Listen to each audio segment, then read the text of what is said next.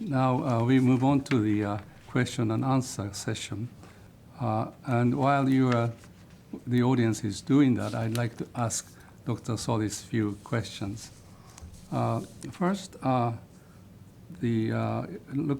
at the current, international economic relations, increasing geopolitical risks in the world, not only between China and the U.S., but Russia, Ukraine, and so on. Some people say this is partly because of the relative decline of the U.S. in international affairs. If we look at the economic growth rate comparing China and the U.S., of course, China is growing much faster.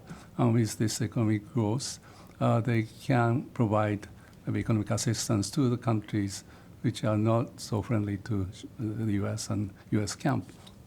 That's one possible reason for increasing geopolitical tensions. But another one, I think, is the problem inside the United States.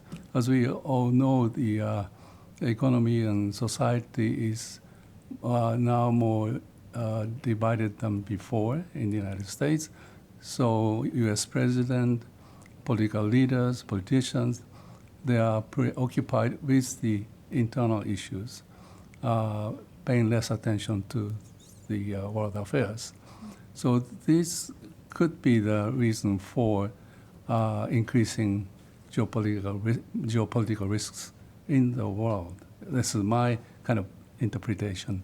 I'd just like to ask you to respond to this, my view first. Thank you, Shu. That's a very important and very profound question. I mean, I do think that when you look at, the how powerful the United States was at the end of World War II, or how powerful the United States was when it basically won the Cold War, there's been a process of relative decline in the sense that other countries, and particularly China, have expanded vastly their economic and military capabilities. And it's also true, as you mentioned, that the divisions at home in the United States are growing, are deepening, and they also, I think, make the U.S. more concerned with what's happening inside the country, but also less willing to expect non-reciprocity in international economic relations, or be playing the more traditional global leadership role that it played in the past. And I think that there's real exhaustion, in particular also with what happened in Afghanistan and Iraq, and these protracted military commitments of the United States. I think that's all there, certainly. But I believe that the United States still has enormous economic and military heft. So yes, there has been relative decline, but still the United States is, again, incredibly powerful, both in terms of the depth of its economic assets, but also in terms of its military capabilities. And there's no other country, I think, that has been willing so far to step up and deal with crises all over the globe. So even though there is exhaustion, still the United States, look at what the Biden administration is contending with, right? Helping Ukraine through military support, trying to assist in a very difficult situation in the Middle East, and also deter China from thinking of adventurism here in Asia. So I think that those things still speak to really important assets and strengths of the United States. And when it comes to technology, why these export controls have been so powerful so far is because the U.S. companies do occupy this key role in this very important node of the supply chain. Now, when I think of, so I think that, yes, the U.S. is in relative decline, but the U.S. still has tremendous assets. But I think it also has to do why we are we're seeing this intensification of geopolitics. I also think that we need to look at the inside, under the hood of what's happening in China. And, the slowing down of the economy, the difficulties in making the transition to a consumption-led model, And I think that, I think Xi Jinping has centralized power, but,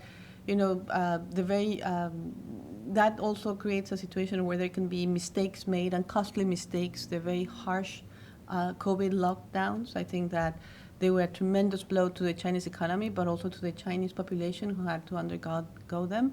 And then the decision to announce to the world a partnership with no limits on the eve of the Russian invasion of Ukraine. So I would say that also when you look inside what's going on in China, I think that that's also partly, it's important to also explain the current deterioration in the security environment. Okay. Thank you very much.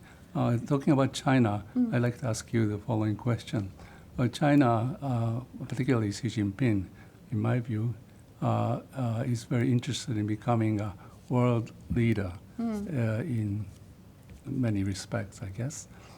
Is this the only, Xi Jinping is the only person who is thinking about this? Or if that is the case, and then maybe, before Xi Jinping, I didn't really see this as explicitly as possible.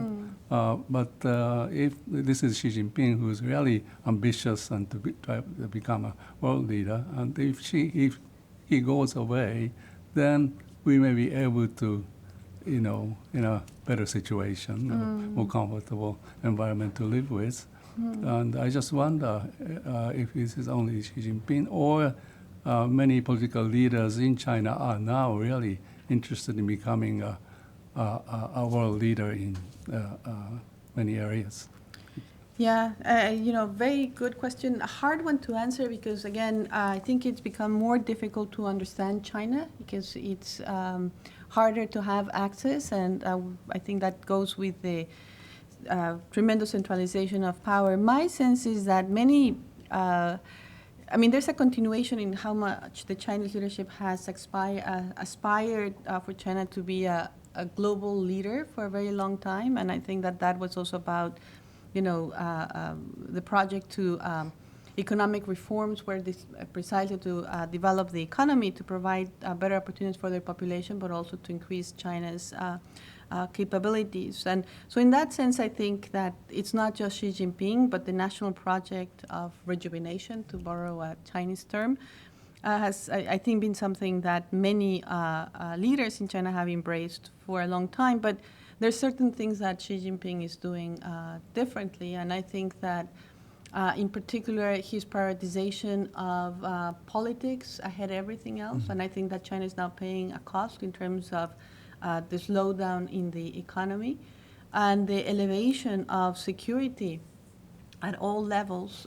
So we see national security controls expanding. We see, for example, the CCP now having greater reach into how enterprises operate in China proper. It has become difficult for Western companies that do due diligence to operate in China. So I think that the national security state, that's more of a Xi Jinping creation. But in terms of the aspirations for China to be one of the leading powers, I think that there's been work towards that for a long time. And I also think that where Xi is very different from other Chinese leaders is that, for a while China was pursuing more of a charm strategy, trying to reassure others, and that's gone by and large. Okay, let me turn to a question. This is a question about small yard, high fence, and as a matter of fact, I had a similar question to you. According to this question, are we going to see small yard becoming large and high fence becoming higher? If that happens, that will have a very bad impact on global trading system, the free global trading system. How do you respond to this? I'm worried. I see this happening, and I say this for two main reasons. One is that if you go with a term that Mr. Sullivan used, force multiplier technologies, or the one I introduced of platform technologies, even if we just think about these four families of technologies, they're so important that they're obviously going to affect many, many sectors of the economy. So that's one reason why I think that this can be an expansive process. But the other one is that, what happens when you restrict access to our technology is that obviously the private sector and the targeted governments try to overcome that, and then it becomes like a cat and mouse chase. And you have companies, designing their chips just below the threshold, but with very much the same capability, so they can continue to sell to China. Or you have China perhaps using affiliates in third parties to stockpile or acquire what it needs. And then, because that immediately begins to happen, then that creates a strong incentive. And we saw that in 2023, on October 16th, the U.S. government updated the export control rule.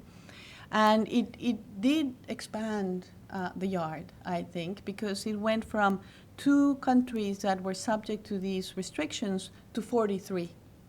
So that's a big jump. But also because they then changed the performance requirement of the chips in order to avoid these, closing a loophole that had been created. And I think that the message that sends is that, the private sector or the target states will do what they do, and then the U.S. government will continue to close loopholes. And that's, I think, a dynamic for growing the yard or making it taller. Unless we have a good process also to think about how we could delist technologies or delist products when something becomes mature enough that it doesn't make sense to add it to the list. And and what should we be targeting? Is it human rights violations? Is it military use? Or all of the above? Because I think that the U.S. has used it for all of the above. So that also grows the entity list. Okay, thank you. Now, just continuing on the discussion on this U.S. restriction or protection from China, this question asks about the impacts of entity list to contain Chinese firms.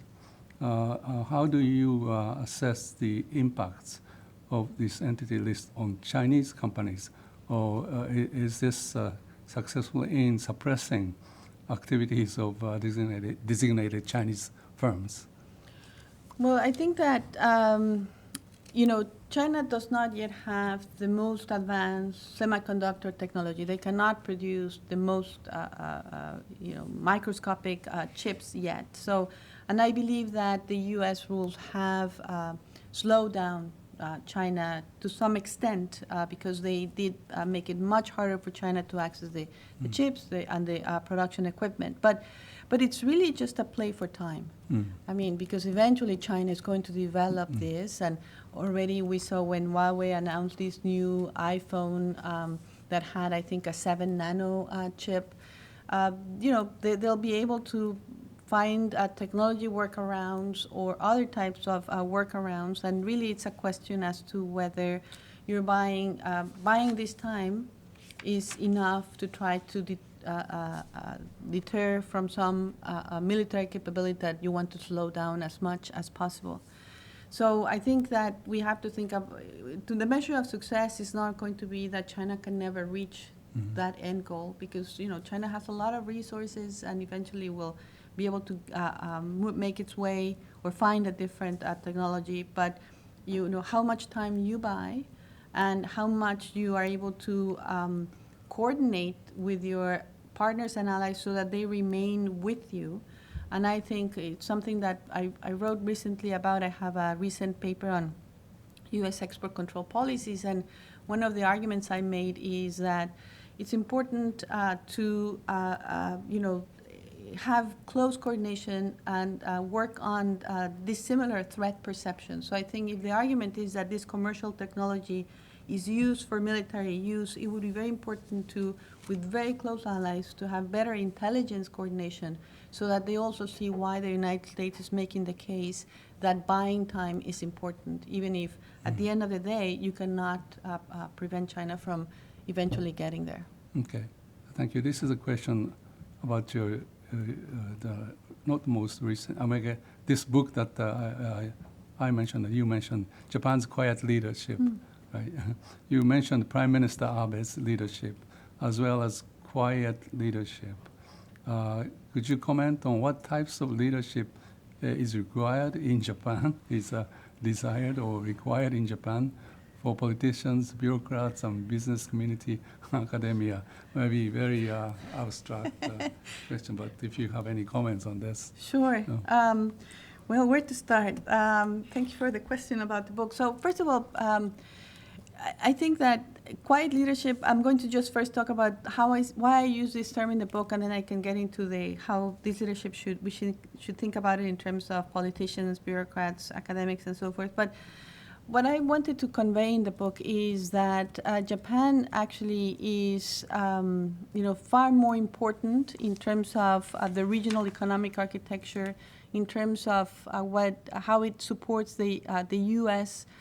In its goal of providing stability in the region, than people give it credit for, and therefore the quiet dimension. And it has to do with what I describe as a grand strategy of connectivity, in the sense that Japan went from shying away from playing a political role of leadership in the region, or being able to undertake ambitious trade liberalization commitments, to, on the country, being at the center of 3 mega trade agreements, providing an alternative to China's Belt and Road Initiative, and then embarking on very substantive security diplomacy, not only by deepening the alliance coordination with the United States through national security reforms, but also now having a broader set of partners in countries that it now has, like Australia, India, and so forth, where there is growing coordination. So I think that Japan has placed itself at the center of the Indo-Pacific economic and security diplomacy. And the book, sort of picks from this and say people thought that after 30 years of slow growth and so-called lost decades, that Japan would not rise to do this. So I try to also explain what changed in Japan domestically that enabled that more proactive foreign policy. Now, in terms of what leadership we should expect, well, I think that clearly there's one of the reasons that Japan was able to do this is that it was possible to have more of a whole of government approach to national decision making, and I think that when Japan negotiated the TPP, or when Japan issued its national security strategy, it's now able to think more broadly and then think about implementation and not have, what was a traditional dynamic in Japan, and that is strong bureaucratic infighting or a lot of vested interest hindering Japan's trade liberalization ambitions. So this is an interesting moment in Japan. There's going to be an election for a new party president, and I think it will be important to make sure that there is, an effort to address some of the, to try to energize the public in terms of how important it is for Japan to address what is a very difficult international environment, but also address the questions they have about domestic issues, which are indeed very, very significant. Thank you. Time is running out, but let me ask the final question. It's from me. I don't think you touched upon IPEF, Indo-Pacific Economic Framework. I'd like to hear your evaluation of IPEF. Yeah, well, I didn't touch on it because I think it's not even Plan B of the CPTPP. I mean, it's a good effort, but it's just, I'm afraid, and there's some merit in some of the areas, supply chain resilience, thinking about best practices there. That's all positive, but what I'm afraid is that this is such a watered down U.S. economic engagement strategy that is not going to really move the needle much. And, because the decision was made to negotiate these as an executive agreement that doesn't go to Congress, that's not going to have tariff liberalization, that this is one of the things that could really change with the presidential election, in the sense that IPEF may not be around depending on the outcome of the election. So that's why probably I didn't mention it. Okay, thank you very much. Now it's time to close the seminar. Thank you very much again, Dr. Solís, for excellent presentation and very interesting discussions. Thank you very much for your participation in our BBL seminar today.